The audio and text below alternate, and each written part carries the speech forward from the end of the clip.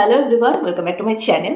So আজকের টপিকটা ভীষণ ইম্পর্টেন্ট একটা টপিক। আমার মনে হলো এই বিষয়টা নিয়ে আমার একটা ছোটো ভিডিও করে নেওয়া উচিত। ইনফ্যাক্ট অনেকে আমাকে ইনস্টাগ্রামে ডিএম করে জিজ্ঞেস করে যে আই থিঙ্ক টাইটেল থাম্বনেল থেকে বুঝেই গেছো যে আজকের টপিকটা কিসের ওপর, যে পিরিয়ড চলাকালীন আমরা গীতা পাঠ করতে পারবো কিনা।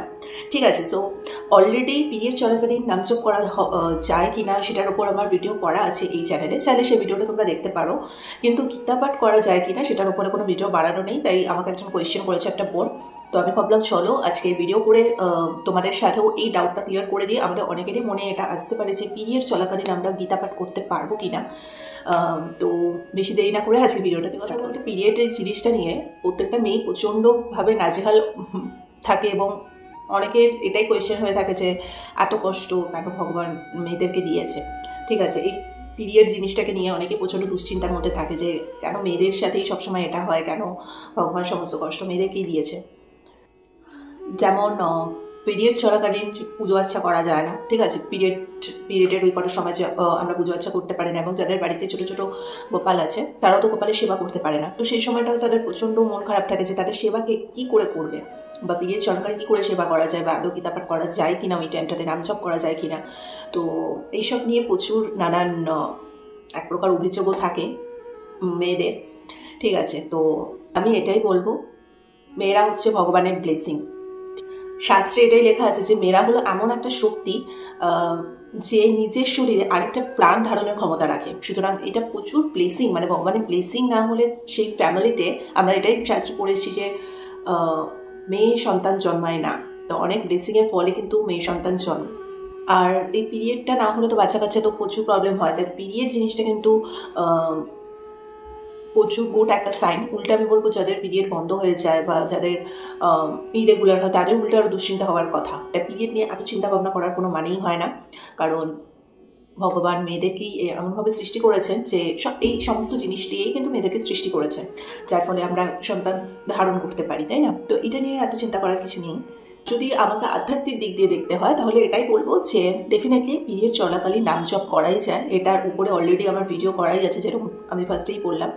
নামজপটা করতে পারো, কিন্তু কোনো বিগ্রহের পুজো করাটা এই সময়টা আমার মন থেকে অন্তত চায় না। তাই এই সময়গুলো আমি অন্তত কখনো মন্দিরে ঢুকে ওরকম বিগ্রহ পুজো করি না।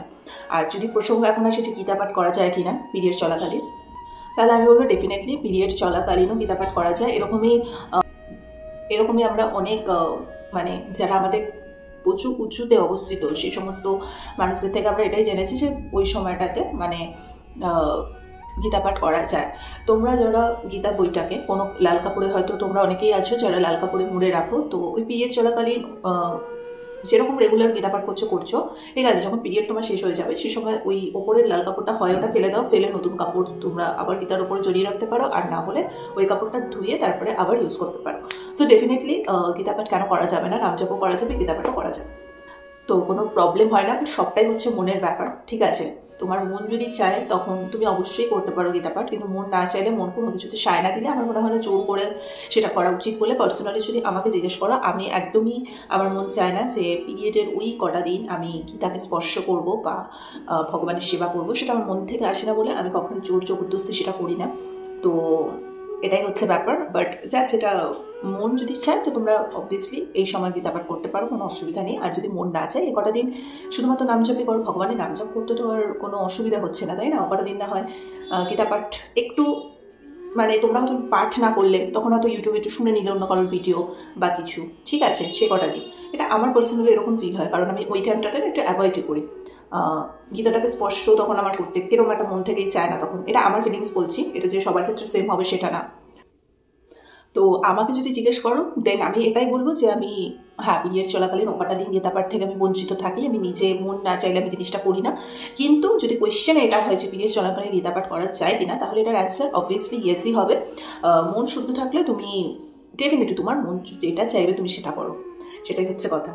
তো আজকে ভিডিওটা আমার মনে হলো যে মনটা আমাকে করেছে ও হয়তো অন্য কোথাও থেকে অ্যান্সার পাচ্ছিল না, ঠিক আছে, তাই জন্য হয়তো আমাকে কোয়েশ্চেনটা করেছে, এবং আমার মনে হয় এই অ্যান্সারটা দেওয়ার ফলে তোমাদের অনেকটা উপকার আমি করবো। যাদের মধ্যে একটু হলেও দ্বিধাদ্বন্দ্ব থাকবে যে এই টাইমে আদৌ গীতা পড়া ঠিক হবে কি হবে না, হয়তো তোমরা অ্যান্সারটা পেয়ে গেছো।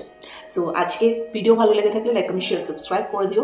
আর এরকম টাইপের প্রচুর টপিক আমাকে তোমরা দিতে থাকো, আমি তার উপর বেস করে ডেফিনেটলি ভিডিও বানিয়ে দেবো, ঠিক আছে? সো চলো আজকের মতো এখানেই, টাটা।